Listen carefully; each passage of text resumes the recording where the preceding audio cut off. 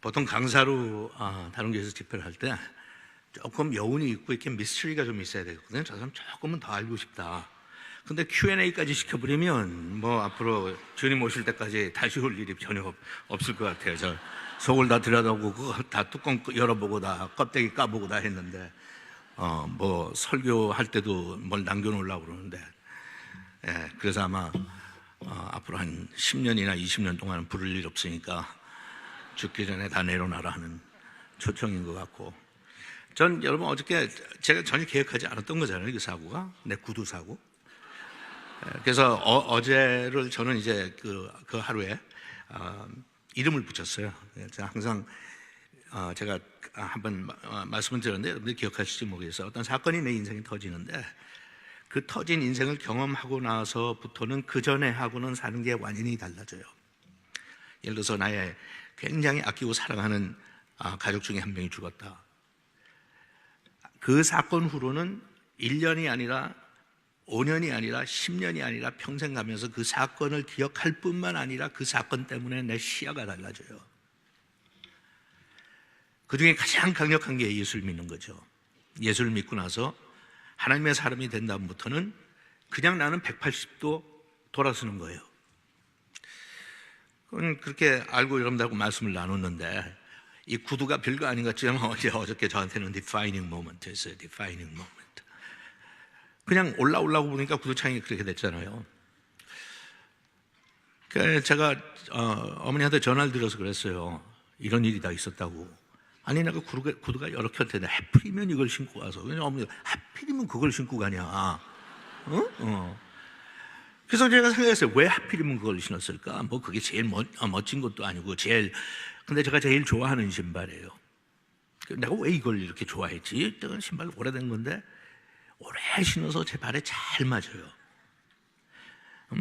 가죽도 구두도 잘 달아서 아주 포들포들해요. 헝겊 같아요. 그러니까 외국에 나오든지 그러면 편안한 신발이 좋으니까 갖고 왔어요. 왜 이렇게 근데 빨리 끊어졌어? 이건 뭐 시시한 신발이야? 그러니까 그것도 아니었어요. 사실 빨리 그렇게 창이 떨어진 거는 비싼 구두라 그랬어요.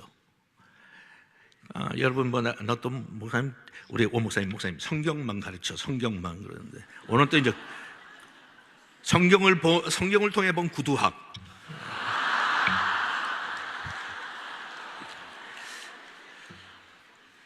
근데 제가 보니까 왜 그랬어? 이 좀 싼 가격의 남자 구두는 밑에다가 고무를 넣어요. 근데 조금 비싸고 편하게 신고 다니는 것은 가죽을 대요 밑에. 그럼 여러분 아시겠죠? 한 1년 신고 다니면 고무가 먼저 달아요? 가죽이 먼저 달아요? 가죽이 먼저 달아요. 좀 저렴한 가격의 구두를 살면 고무를 통해 가지고 붙여요. 비싼 구두는 실로 꼬매놨어요. 그러니까 비싼 구두가 빨리 떨어지겠어요?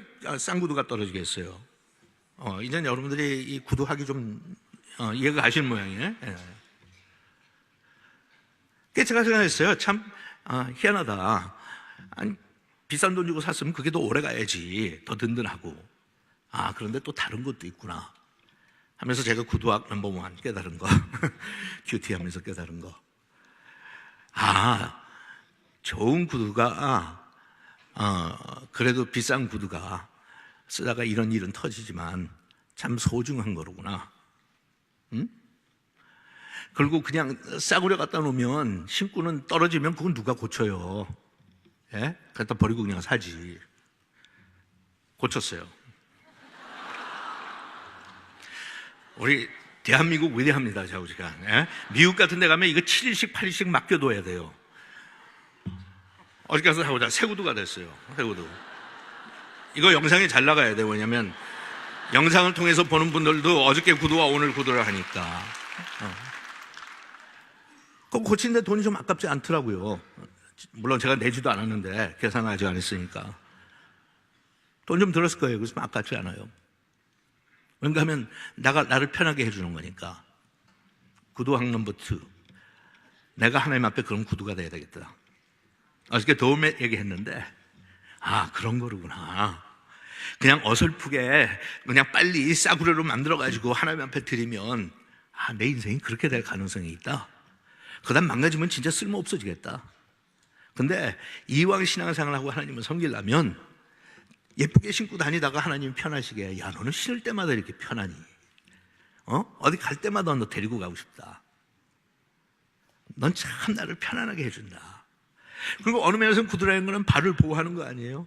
응? 너는 이렇게 나를 보호해 주려고 그러는구나. 나의 하나님의 인테그리티를 이렇게 지켜주려고 너는 그렇게 애를 쓰는구나.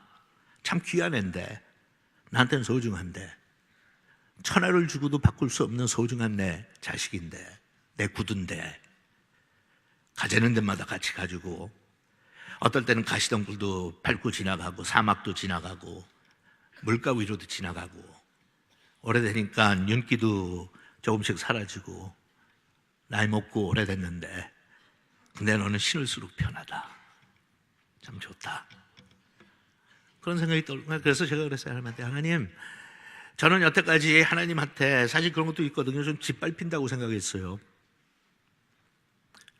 그렇게 쉽지는 않았어요, 그게. 왜냐하면 저한테 영광스러운 삶인 걸 알았기 때문에. 근데 유난히 하나님은 나를 오래 신고 다니시고, 유난히 하나님은 나를 굳은 대로 신고 다니시고, 유난히 하나님께서는 이상하게 나는 평탄한 일이 없게 만드시기 때문에, 왜 나만 이렇게 일찍 달아야 돼? 왜 나만 이렇게 험하게 달아야 돼? 나도 품이 있는 사람인데, 나도 값어치 조금 나가는 사람인데.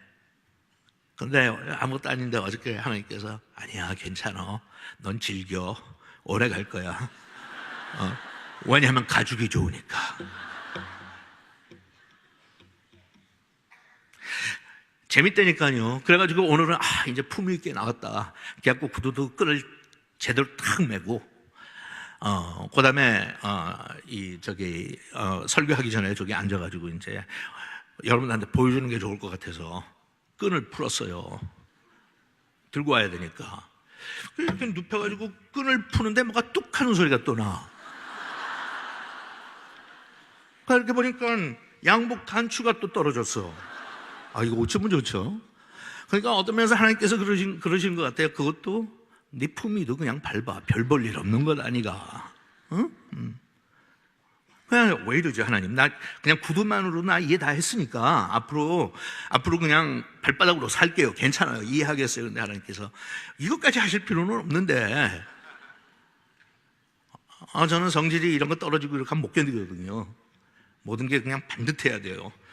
나는 우리 교인들 집에 가서 이렇게 신방하다가 벽에 그려놓은 그림이 약간 삐뚤어지면 그걸 또 내가 보는 앞에서 이렇게 하면 안 되잖아요. 민망해 할 테니까. 그러니까 저는 눈치를 봐요. 밥을 먹으면서도 눈치를 보고, 예배를 인도하면서 눈치를 보고, 어떻게 이 사람이 안 볼 때 내가 가서 그걸 교장해 놓나. 무슨 일이 있어도 해놓고 와야 돼요, 저는. 예? 그런 성격인데 이게 또 단추 빠지면 어떻게 해. 사랑교회에서 해결해 주시기로 믿습니다. 공항 나가기 전에. 참. Thank you.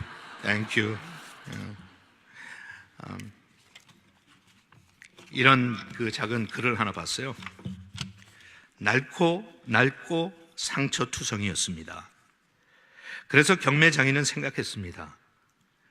이 낡고 오래된 바이올린을 위해서 많은 시간을 사용하는 것은 낭비야. 빨리 팔자.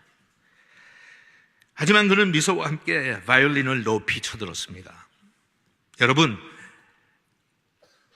얼마를 부르시겠습니까? 누가 시작하시겠습니까? 1분 있습니까? 1불? 1불 없어요? 1불?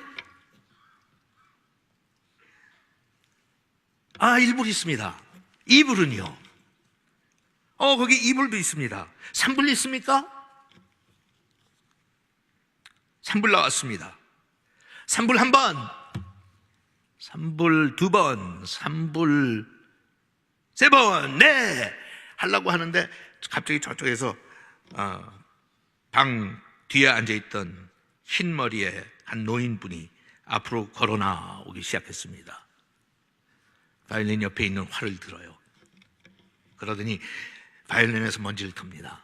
3불짜리 바이올린에서 줄을 조정하고, 그리고는 연주를 하기 시작하는데 너무나도 순수하고 달콤한 곡을 연주하기 시작했습니다. 마치 천사들이 노래하듯이. 음악이 그치자 경매 장인은 조용한 음성으로 다시 경매를 시작했습니다. 얼마 부르시겠습니까? 그리고는 바이올린을 활과 함께 높이 들었습니다.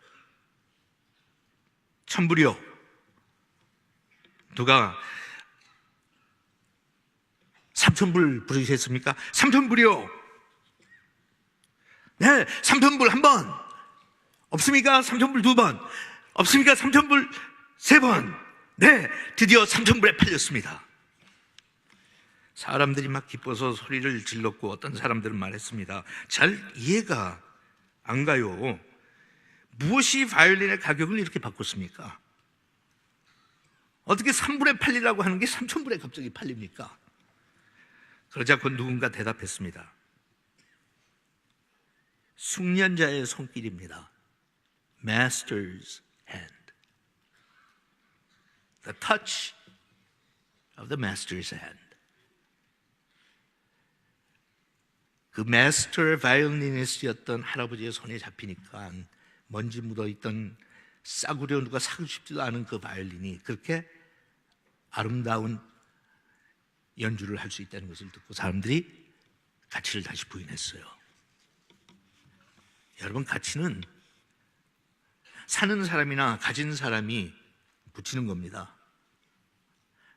제가 제 구두를 여러분들이 와서 목사님 구두 사도 돼요? 다 이제 두 번째까지 그렇게 했으니까 세 번째 그렇게 하고 그러면 에이 뭐 얼마 한 20불 주면 팔래요? 아, 뭐 100불 드리면 팔래요?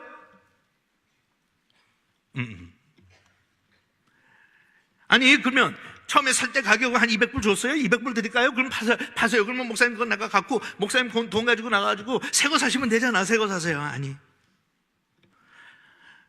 진짜 제가 그렇게 할지는 모르지만 그런 가능성이 아주 없지 않아요. 저는 좀 괴상한 사람이니까. 저는 이 구두 갖고 와서 집에 가서 액자에 넣을 가능성이 있어요. 진짜로. 여러분과 이 아무것도 아닌 구두 사건 때문에 많은 것을 배웠고 많은 것을 나눌 수 있었기 때문에 저한테 정말 이제 소중해요. 너무 소중해.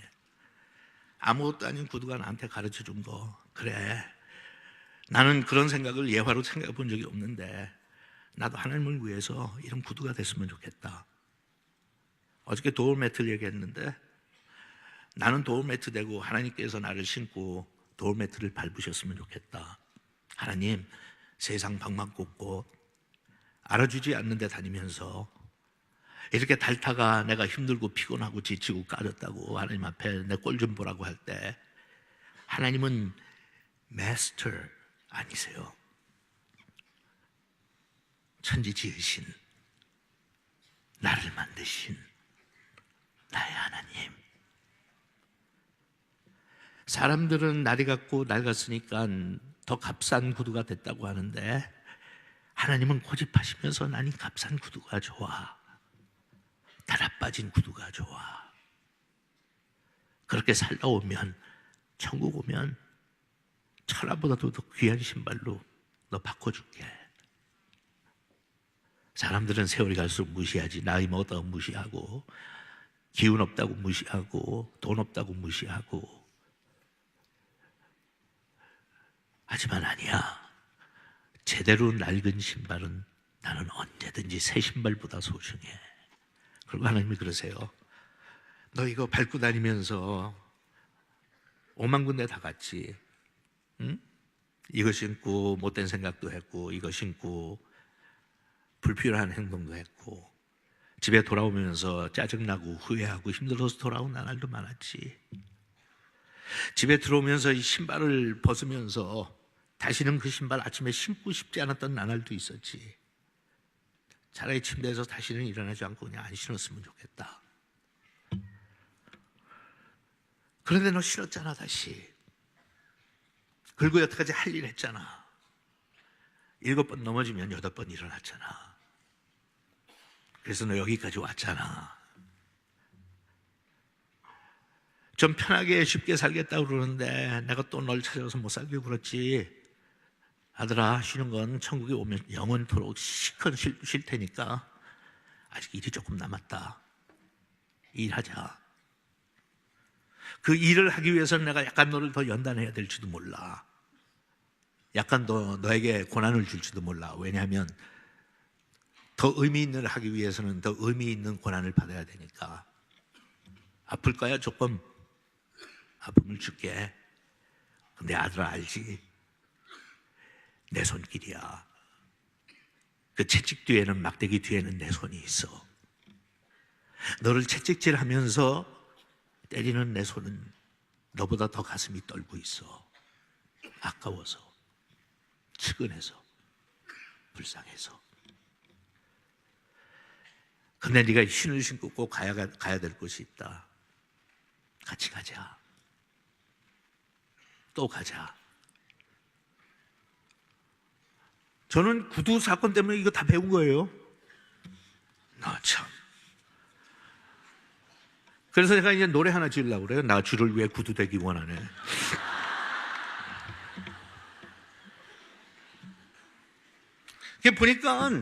보니까 그게 전체 성령의 역사예요. 멀쩡한 사람 데려다가 야 가자.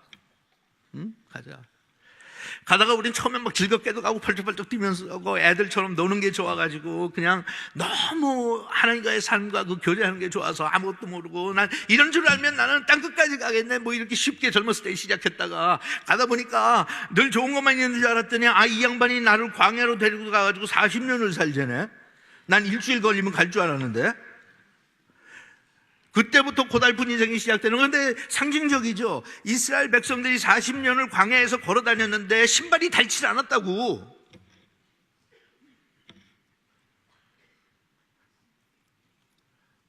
그래서 저는 그런 거예요. 차라리 달아서 빵꾸라도 나면 더 이상 이제 하나님이 나 안 부려먹으실 텐데 빵꾸조차 안 나네. 어떻게 하면 짜증 안 나요. 왜 나는 이렇게 아직도 건강이 괜찮어? 좀 비실비실대고 드러눕고 좀 기운도 없고 이랬으면 좀 하나님이 쓰다가도 이거 써봐야 소용도 없으니까 안 쓰실 텐데 왜 이렇게 힘들어서 죽겠다 하면서 잠만 자고 일어나면 빽딱 해갖고 또 하루다.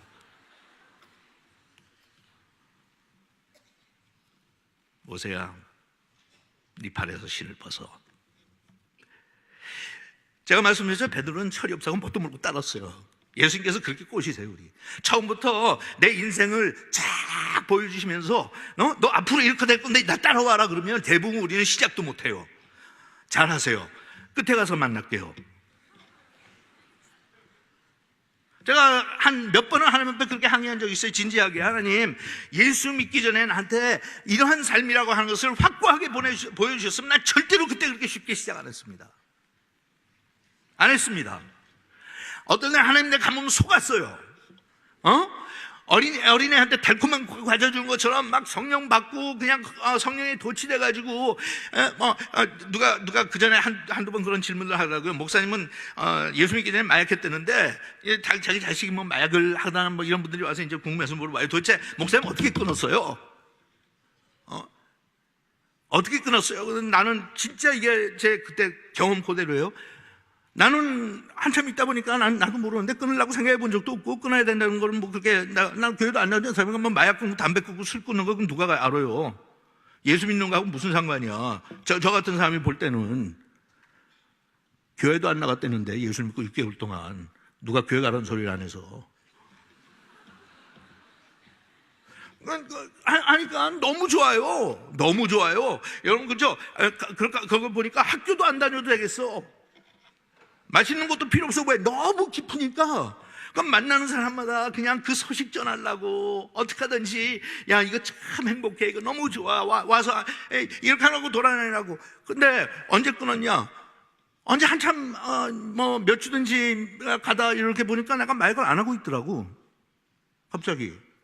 여러분 저는 굉장히 그 우울증에 빠지고 심한 그 기간을 지났잖아요. 그러니까 마약은 그냥 하고 싶어서 하는 게 아니라 그거 안 하면 잠도 못 자고 아무것도 못 해요. 의욕이 하나도 없으니까.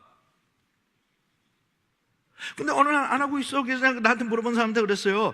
글쎄 난 정확하게 언제는 모르겠는데 예수 믿은 거는 정확하게 언제인 줄 아는데 소명 받은 건 정확하게 언제인 줄 아는데 결혼한 건 언제인지 정확히 아는데 우리 아들 낳은 것도 언제냐. 근데 마약 끊은 거는 기억이 없어. 근데 어느 날 보니까 안 하더라. 근데 왜 안 했나 하면 필요를 더 이상 느끼지 못한 거야. 사는 게 힘들어서 자꾸 그래도 기분이라도 전환시키려고 마약을 했는데 예수 믿고 나니까 완전히 여기까지 꼭대기까지 기쁨이 충만해서, 그죠? 그러니까 돌아다니니까 안 하고 있어. 그러면 이것도 다시 시작해야 되나? 뭐 이렇게 생각했는데 보니까 필요가 없더라. 돈 주고 그거 사고 못하나. 진짜 그랬어요, 저는. 그렇다고 해서 제가 다른 거 다 끄는 거 아니에요. 그 하나는 하나님께서 그게 도와주셨어요. 그냥 돌아섰어요. 그러면 제가 그때 내 친구들한테 그랬어요, 영어로. 이 마약을 해가지고 오는 그 기분, uplifting 한다고 그러죠. 들어주는 기분을 영어로 rush라고 그래요. rush 하면 빠르게 그냥 팍 들어온 것처럼. 그러니까 마약하고 나면 또 이거 듣고 괜히 마약 한 번도 안 했던 분들이 저것도 한번 경험삼 한번 해볼까? 저런 간증하기 위해서라도. 왜냐하면 그 rush가 뭔데? 그 rush가 뭐 도대체 어떤 거야? 난 술 마시면 취하는 건 아니지만 그 rush가 확 와가지고 갑자기 몸이 그냥 뜨는 것 같은 게 그걸 rush라고 그래요. 근데 제가 그랬어요. Jesus rush가 오니까 마약의 rush가 필요 없네. Jesus rush가 야 더 강하다. 그랬어요. 그러니까 난 예수 믿는 게 너무 좋더라고. 그리고 그 웅덩이에 빠져있던 하나님께서 거두어 주시고 단단한 곳에 서게 하시고 하늘에 노래를 주시고 사는데 욕망을 주시고. 그러니까 뭐 이것만 했으면 좋겠더라고요. 이것만. 공부도 하기 싫고 학교도 가기 싫고 이것만 하고 싶더라고요. 그래서 나는 그런 줄 알았어요. 하나님께서 목사로 부르실 때도 하자 뭐. 왜? 이렇게 기분 좋은 나라를 보내는 건데 하지. 그러니까 거기서 제가 속은 거라고, 하나님 앞에. 여러분 한국에서도 그런 표현 좀 하던데. Oh my gosh. Oh my gosh. 그 다음부터 이제 저한테는 벼락이 떨어졌어요. 그렇게 한 1년 지났는데 하나님께서 소위 목사님들이나 여러분들도 받으신 분들은 알지만 소명이라는 걸 주시더라고요. 저보고 너 목사 되면 좋겠다 그러세요. 대학원에서 경영학학위 지금 하고 있는데, 석사학위 하고 있는데.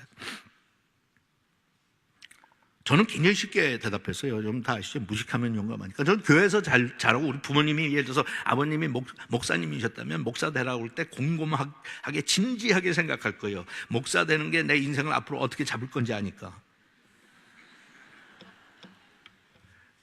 근데 저는 교회에서 목사님 보니까 이것도 참 재밌어요, 여러분. 그러니까 교회를 다녔던 분들하고 교회를 안 다니는 사회에서 보는 나 같은 사람하고는 얼마나 보는 게 다른지요. 저는 매일 목사님 보면서 걱정했어요. 왜 걱정했냐면 심심할까봐. 아니 처음에 예수 믿고 6개월 동안 교회를 안 간 거니까 나는 교회 사정을 모르잖아요. 내가 목사님을 접하는 것도 이민교회, 그때는 뭐 예배, 뭐 새벽 예배 이런 것도 하나도 없어요. 저녁 예배 없어요. 남의 건물 빌려갖고 미국 교회가 11시에 예배 드리면 우리는 2시에 들어가고 장소 빌려가지고 예배 드릴 때예요. 그러니까 나는 일주일에 한 번밖에 교회 안 가요. 그러니까 목사님도 일을 일주일에 한 번밖에 안 하잖아. 2시간 예배인도 하고 나는 저 양반 주중에는 뭘 하나. 진짜로. 그렇게 생각하니까 성경이나 읽겠지. 기도하시고. 근데 저는 그때 막 폭발적인 그 성령의 충만함을 받으니까 성경을 내려놓지를 못하고 읽었어요. 성경이 그렇게 재밌더라고. 예? 지금보다 더 재밌던 것 같아, 그때는. 지금은 알기 때문에 재밌는데 그때는 알지도 못하면서 재밌어요. 그러니까 나 어떤 사람들이 예수 믿고 나서 목사님 마태복음 1장 뭐 족보는 뭐 해요, 뭐 레위기, 민수기 들어가면 숫자만 나오고. 근데 저는 여러분 진짜 과장 안 하고 민수기 숫자 있는데 은혜 받았어요. 뭔지도 모르면서 그냥 좋아. 진짜 성경이 그냥 무조건 좋아. 예. 그러니까 직장 가서도 이제 눈치 보면서 성경을 꺼내고 읽는데 한번 읽기 시작하면 놓지를 못하겠더라고요. 그럼 뭐 1시간, 2시간 직장 출근하고 이것만 읽고 앉아있으니 다른 동료들이 얼마나 제가 꼴물견이에요. 그러니까 그것도 알겠는데 눈이 뒤통수 따갑고 내려놓지를 못하겠어. 그런데 가만 생각하니까 목사 되려니까 난 수지 맞은 거예요. 왜냐면 목사는 성경 아무리 읽어도 누가 뭐라고 그럴 사람 없잖아. 나는 지금 돈 벌어서 학교 다니면서 성경 읽는데 눈치 봐야 돼, 신경 쓰여, 시간 딸려, 공부해야 되는데 이거 해야 되고 일해야 되는데 그냥 가만 생각하니까 와우, 목사는 사례비 받지? 그러니까 가만히 있어봐. 성경 읽으면서 돈 받아. 기도한다고 돈 받아. 안 하면 바보지. 진짜 저는 그렇게 생각했어요. 그러니까 하나님이 목사의 사명을 주신 너 지금 가던 길을 멈추고 나를 위해서 전생애를 줄 수 있겠니 그랬는데 저는 펄쩍펄쩍 기뻐갖고 뛰어서 막 뛰었어요. 좋아서. 예? 좀 알면 하나님 근직해보고요, 생각해보고요, 이 험한 길을 제가 어떻게 그러니까 저는 속았죠. 하나님이 저한테는 험한 길을 보여주신 게 없어. 보면 다 좋아. 예? 인정받지 대접받지. 그래갖고 그냥 그 자리에서 되겠다고 그랬어요. 하나님 할렐루야 시키세요. 그 다음에 대한 대책이 필요한 줄도 모르고 신났지 뭐. 그래갖고 뛰어나오면서 권사님들한테 권사님 오늘 저 소명 받았어요 이러니까 반가워하는 것보다는 걱정스러운 표정으로 보더라고. 야, 목사님하고 상담해봐. 친구들, 이 세상 친구들 지금 예수 믿고 얼마 안 됐으니까 그렇지 않아도 걔네 볼 때는 저는 아주 이상한 놈이 됐어요. 멀쩡하던 놈이 갑자기 교회를 나가더니 그다음부터는 성경책 두꺼운 거, 그때도 이제 제가 좀 이 바리새인 같은 게 있었거든요. 그러니까 내가 하도 학교에서도 유명한 망난이니까 제가 그냥 교회 다닌다고 하면 사람들이 안 믿어요. 저게 또 교회 가지고 무슨 수작 부리려고 여자를 꼬시려고 가냐 네가? 그러니까 그걸 표시하려고요. 학교에서 학교를 다니면서 일부러 나는 이제 변화됐다, 진짜다 하는 걸 과시도 할 겸 또 나도 어떤 증거가 필요하니까 그래서 그때 성경을 이만한 걸 들고 다녔어요. 요새는 한국교회 가면 뭐 강대상 위에 성경 없어요. 옛날에 있었죠. 아시는 분들. 예? 펴놓는 거 이렇게. 빨간 색깔 이렇게 큰 거. 저는 그걸 들고 교정을 다녔어요. 희한한 애지, 희한한 애.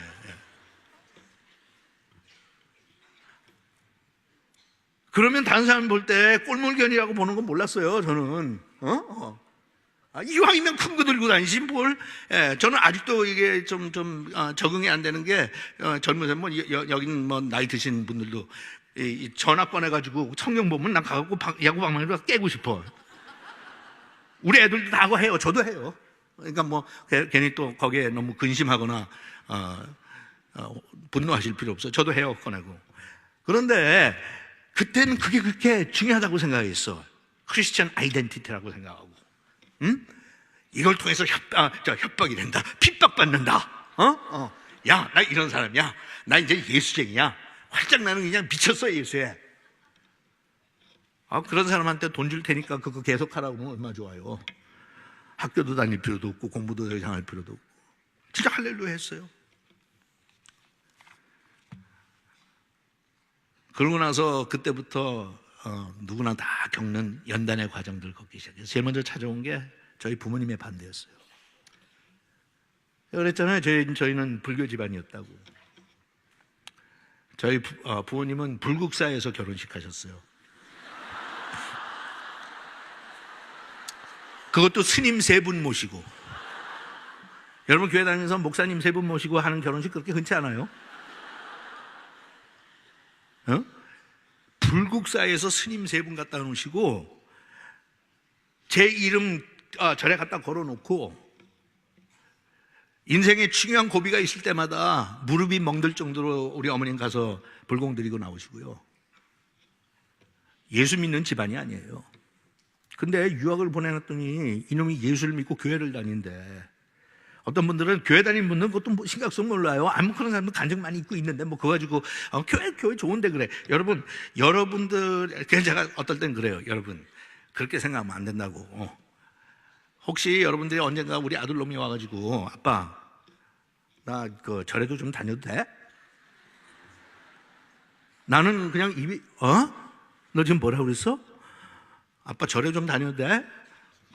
내가 이걸 또 잘해야지. 괜히 막 완강하게 야 이놈 새끼야 너 죽으려고 환장해서 너 죽고 나 죽자 뭐 이제 아빠 목회 그만두라는 거야. 목사 아들이 절에 가면 아빠는 무슨 꼴이 되냐 이 죽일 놈아.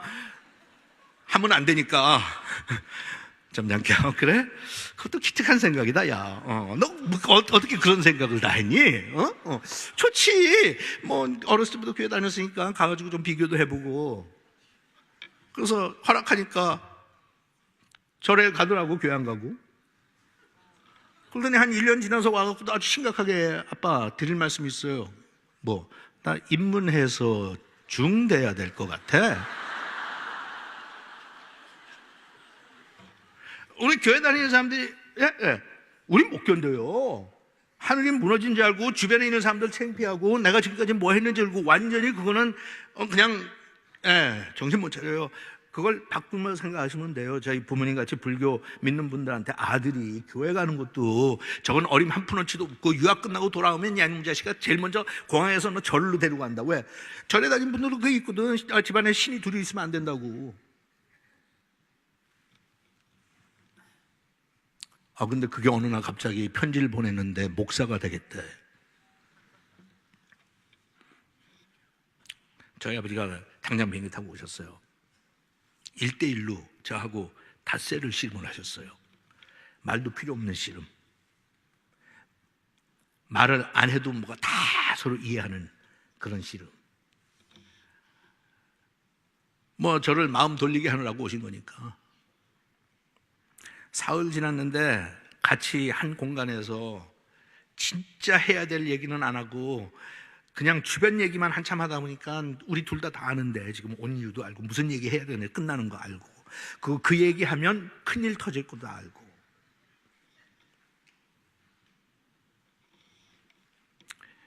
사흘이 지났는데 하루는 집안에 그렇게 아버지랑 같은 공간에 있으니까 못 견디겠더라고요.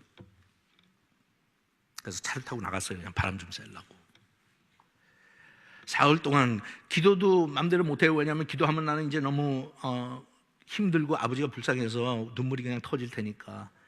그럼 그렇지 않아도 넌 도대체 이상한 교회 나간 거 아니냐, 뭐 사이비 뭐 이런 거 아니냐, 왜 네가 갑자기 아버지도 이렇게 아버지를 그렇게 좋아하고 따르고 순종했던 아들이 왜 이렇게 갑자기 완강하게 아버지가 붙잡는데도 가요. 그러니까 이건 그냥 교회가 아니라 너는 이단 집단 비슷한 거 들어간 거다. 그렇게 워낙 생각을 하고 계셨는데 내가 거기서 울며 불며 기도를 하면 봐라 저놈이 원해서 가는 것도 아니고 집단적인 어떤 프레셔를 받아가지고 저렇게 울면서 가기 싫은데 가는 거 아니냐.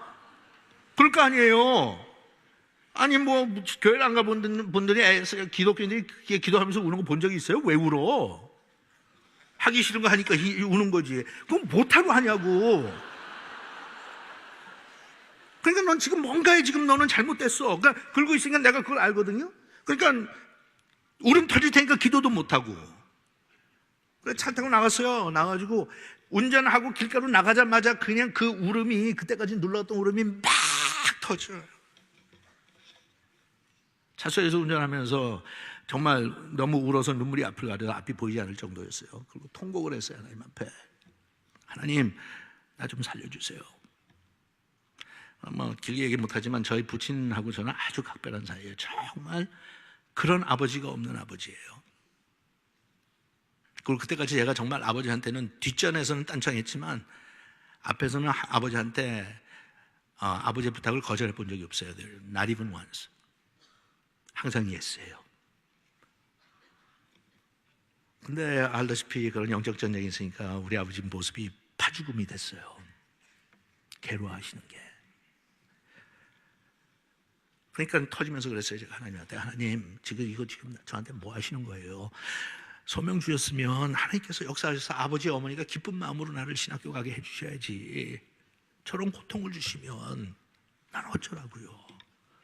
진짜 어쩌라고요? 대체 하나님 대책이 뭐예요? 뭐 하려는 거예요? 나한테 무엇을 요구하시는 거예요? 뭐 원해요? What do you want, 하나님? 그래서 눈물이 앞을 가리고 하는데 하나님 원망했어요. 하나님 너무한다고. 나한테 이러실 수 없다고. You can't do this to me. You cannot do this to me. 그러면서 하나님도 그랬어요. 하나님, 난 세상에서 가장 나한테 소중한 분 두 분 있어요. 한 분은 가장 자상하고 너무나도 나를 사랑하는 나를 낳아준 육신의 아버지세요. 나는 그분을 내 몸같이 사랑해요. I love him to death. 그리고 다른 한 분은 하나님이에요. 하늘 아버지.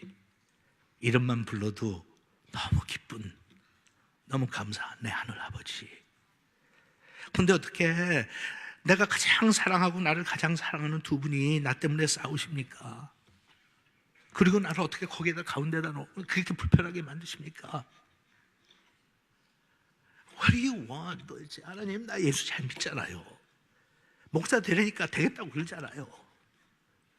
내 젊었을 때 꿈 다 내려놓고 그 험한 길 가겠다고 했잖아요. 하나님, 그럼 나 좀 도와주셔야죠. 예수 믿지 않아도 부모님들이 좀 호의적으로 나오든지, 나 어떡하라는 게 너무 힘들어요. 정말 너무 힘들어요. 하나님 알죠? 난 17살 때부터 혼자 살았어요. 부모 따라서 11년을 어머니를 한번 본 적도 없이 살았어요. 이를 악물고 살았어요. 빨리 공부 끝나고 한국 돌아가서 엄마 아빠하고 같이 사는 게 꿈인데 이게 뭐예요, 하나님? 그때 제가 했던 말 지금도 잊지 못해요. 하나님 너무 잔인하세요. 너무 잔인하세요. 이러실 수는 없죠. 이러실 수는 없죠. 근데 사람이라는 게 참 약가 빠졌어요. 그런데 갑자기 번개같이 기가 막힌 생각이 떠오르더라고. 가보니까 내가 이게 괜히 울고 있어.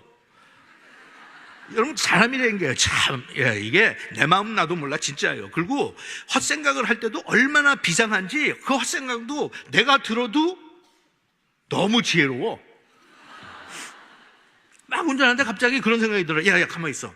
너 정말 두 분을 그렇게 사랑하는데 양쪽 부모님 다 만족시킬 수 있어? 뭐 그거 갖고 고민을 하냐?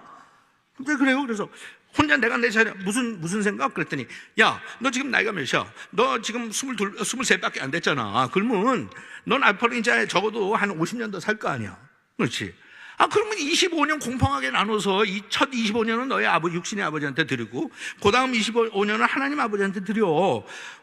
얼마나 좋으냐. 양쪽 분들 다 드렸으니까 그렇게 짜증날 겁니까? 빨리 졸업하고 한국 가서 돌아가서 아버지한테 효도도 좀 하고 전도도 하고 예수 믿게 해가지고 아버지가 예수 믿고 아주 성숙한 신앙이 되면 우리 아들이 목사가 다 되다니 너를 막 지원하면서 그걸 축복이라고 생각할 때가 올 테니까 그때 돌아서가, 야, 요새 40초 신학교 가서 얼마든지 할 수 있어. 젊은 나이야. 못할 건 뭐 있어. 그러니까 신학교 가서 한 45쯤 안수 받았고 65세 70세까지 아니 근데 진짜 내가 봐도 내가 똑똑하더라고.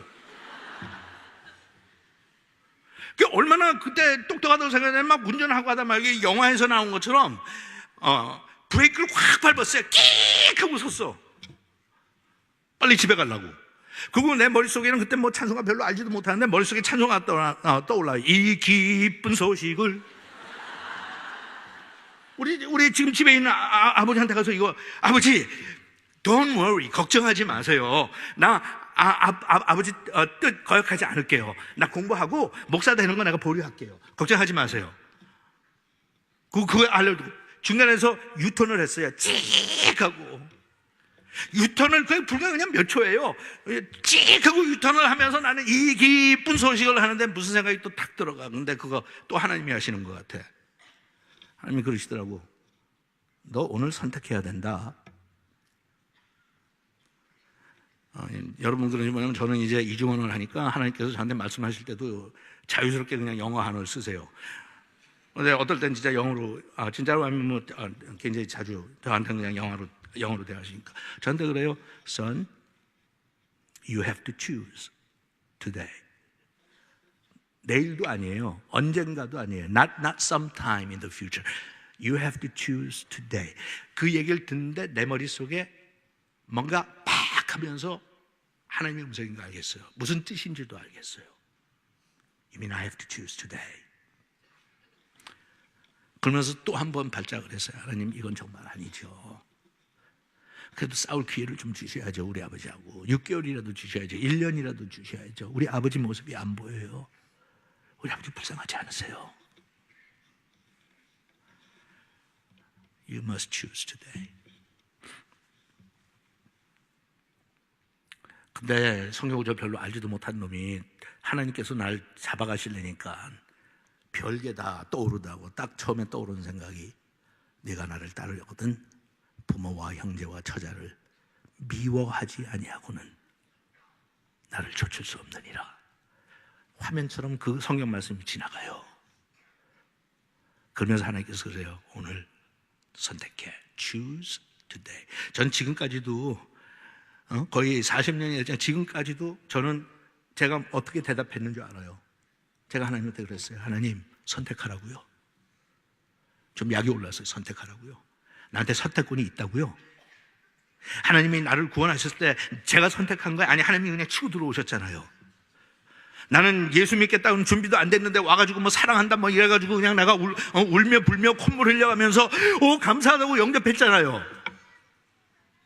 내가 죄인이라는 사실도 인정했잖아요. 그냥 하나님의 자녀 됐잖아요. 그리고 이제 난 죽으면 천국 가잖아요. 거기에 내 선택이 어디 있었어요? 나 알아요. 하나님 선택이요? 나보고 선택하라고요. 말씀 참가하세요. 선택은커녕 이미 결정하셨어요. 하나님은 저한테는 순종밖에 없어요. 야속합니다. 하나님 정말 야속합니다. 이러실 수는 없는데 나를 그냥 죽이시는군요. 그래서 거기 돌아서 금방 집으로 갔어요. 집에서 기다리시는 아버지 앞에 무릎 꿇고, 아버지, 세상이 변해도 저는 이제는 변할 수 없습니다. 그럼 넌 더 이상 내 자식 아니다. 네 꼴 안 본다.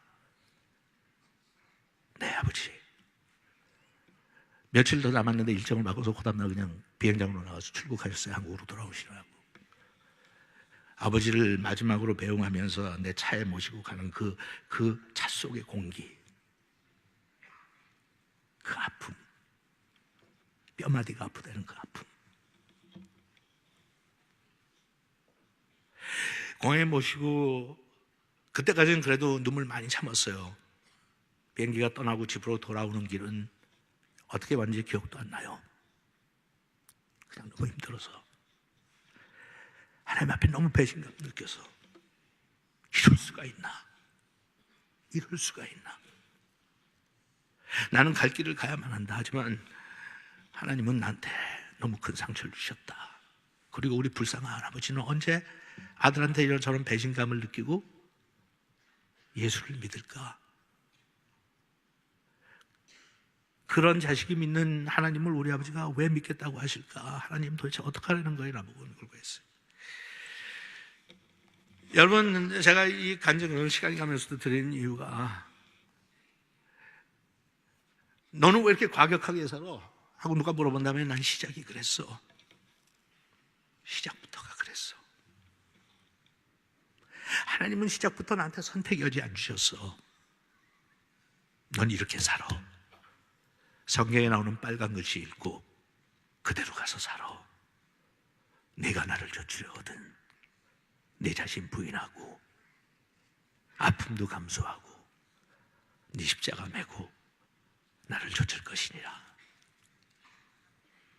그거는 예수 믿고 훌륭한 목사 된 다음에 하는 게 아니라 지금.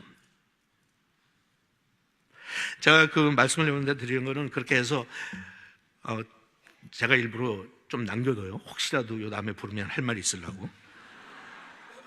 그 뒤에 얘기는 제가 안 하겠는데 너무 환상스럽게 하나님께 풀어주셨죠. 너무 아름답게. 불과 2년도 안 돼서 양쪽 부모님 다 예수님한테 돌아오시고요. 우리 아버지는 평생 나의 최고의 팬이 되시고요. 6년 전에 돌아가셨지만 그렇게 저를 좋아하셨어요. 목사인 것을 그렇게 부러워하시고 자랑스러워하셨어요. 저는 처음에 그렇게 하면 야속하다고 생각했어요. 하나님께서 나한테 상처 주신다고 생각했어요. 상처 받았죠. 근데 그때 내가 그 상처를 받지 않겠다고 이리 도망가고 저리 도망갔으면 나를 향한 하나님의 은혜와 축복 물론이고 우리 부모님과 그 다음에 내가 목사 안 됐으면 어떨 때 내가 그렇게 힘들고 나를 피곤하게 만든다고 했던 그 교인들마저도 내가 없었다면 25년씩 나눠 가졌다면 나는 조금 편했을지 모르지만 그 불쌍한 사람들 누가 도와줬을고 그 목자 없는 양떼들을 누가 섬겨줬을고. 잘한 거다. 베드로의 과정이 그런 거예요. 베드로의 과정이. 그래서 그냥 완전히 실패하죠. 부인 안 한다고 큰 소리 치고 별의별 거 뻘떡뻘떡 뛰고 하더니 결국은 다 아는 얘기예요. 3번 부인하고 예수님께서 나타나서 회복시켜 주시고. 근데 회복시켜 주면 여러분 거기서 설교 끝나면 이야기 끝난 거 아니에요. 그냥 회복이 아니에요. 죽이기 위해서 회복시켜 주시는 거예요. 도대체 왜 그래요, 하나님? 회복시켜 놓고 뭐라 그래요? 가서 죽으래잖아요. 우리는 근데 거기에서 넌 날 사랑하냐? 뭐 이런 감성에 빠져가지고 우리는 거기서 은혜 받으려고 들어. 너 날 사랑하냐? 내 양을 먹여라. 얼마나 낭만적이야. Do you love me? I love you too. You wanna enjoy happiness? Let's go.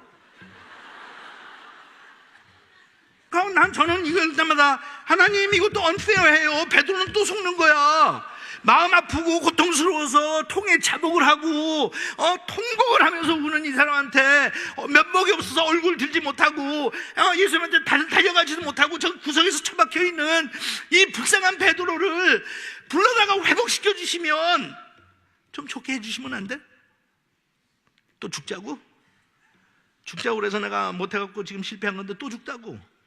다른 사람 죽여요. 요한도 있고 야고보도 있고 다 있는데 왜 자꾸 나만 죽으라는 거야? 예수님께서 베드로의, 전 이건 상상이에요. 신들매가 있었다 하면 신발끈을 묶어주시면서 그러세요. 베드로야, 할 수 있어. 난 널 믿는다. 내가 같이 가마. 이번에는 네가 정말 할 수 있어. 베드로는 그래서 했어요. 여러분, 우리 가장 큰 문제 중에 하나는 부흥 필요하죠. 회복 좋죠. 누굴 위해서? 날 위해서? 어차피 난 죽을 판인데 왜 우리가 세상을 놓지 못하고 그렇게 묶여 살아요? 아직도 난 그걸 가지고 사는 거나 착각하기 때문에 어차피 두고 갈 건데. 제가 말씀드렸는데 영웅 하나 더 소개시켜 드리고 갈게요. 이분 얘기를 하려고 그러면 제가 이야기를 하는 것만 한 30분은 풀어야 돼요. 그러면 이제 여러분들이 교회 다 알거든요. 은혜 받았지만 지금 출근 시간, 애들 뭐 밥 먹일 시간 이래 가지고 앉아 있으면서 이 좋은 표정이 다 험악한 표정으로 변할 걸 알기 때문에 전체 얘기는 저의 영웅 중에 한 분이에요. 이분은 처음에 제가 소개했던 볼든 선교사보다 한 50년 후에 미국에서 살았던 분이에요. 그분의 이름은 짐 엘리엇. 저는 가는 데마다 했기 때문에 청년들 뭐 저의 설교 듣고 이랬던 거 이미 다 들었을 거예요. 근데 나는 예수님 다음으로 이분 얘기는 해도 할수록 행복해. 이분은 제가 얼마나 존경하고 나의 영웅인가 하면 우리 막내 아들을 낳고 그랬어요. 아들아, 아빠는 참 엘리엇 선교사님처럼 살고 싶었어. 근데 너 낳고 보니까 아빠는 세월이 많이 지나갔는데 그렇게 살지 못했어.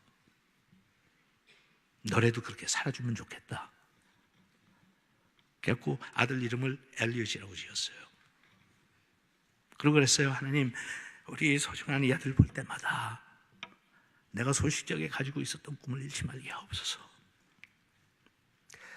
윌리엄 본하고 똑같아요. 좋은 가정에서 태어나서 위튼 칼리지 다니고 졸업하고 대학교 다닐 때부터 선교사로서의 소명을 받았어요.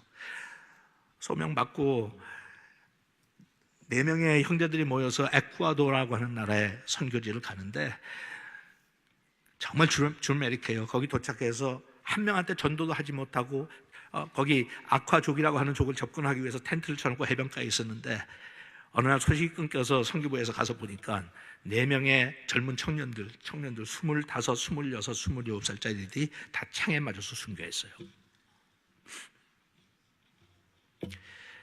모든 언론이 그랬어요. 이건 너무 안타깝고 이건 너무 아쉽고 그리고 이건 너무 낭비 아니냐? Isn't this a waste? Isn't this a waste? 그럴 때 그의 아내였던 엘리자베스 사모님이 와서 자기 남편이 평소에 남겼던 글을 보여주면서 제시하면서 그랬어요. waste라고요? 미쳤어요 당신들? 원하지 않은 이런 일이 생겼어야지 그걸 낭비라고 그러죠. 내 남편은 여태까지 이걸 위해 살았어요. 이렇게 죽고 싶어 했어요. 내 남편은 꿈을 이룬 거예요. 감히 어디다가 웨이스트라고 그래요.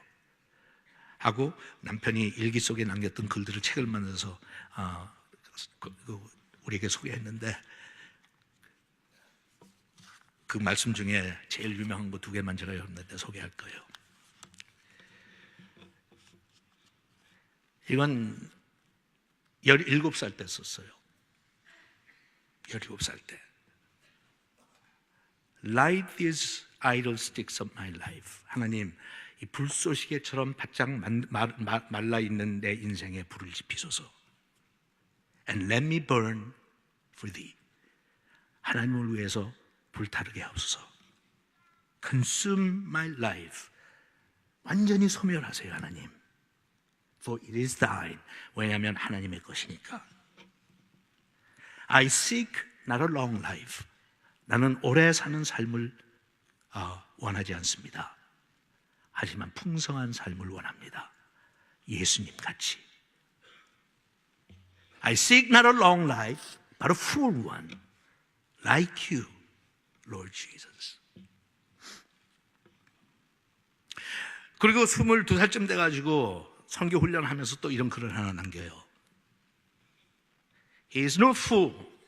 이런 사람은 절대로 미련한 사람이 아닙니다. Who gives what he cannot keep. 어차피 자기가 간직할 수 없고 지킬 수 없는 것을 포기하는 사람을 어리석다고 하지 마십시오. In order to gain what he cannot lose.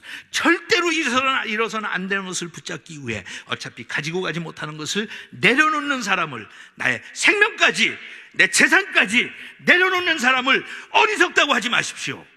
그렇게 하고 27에 세상 떠났어요.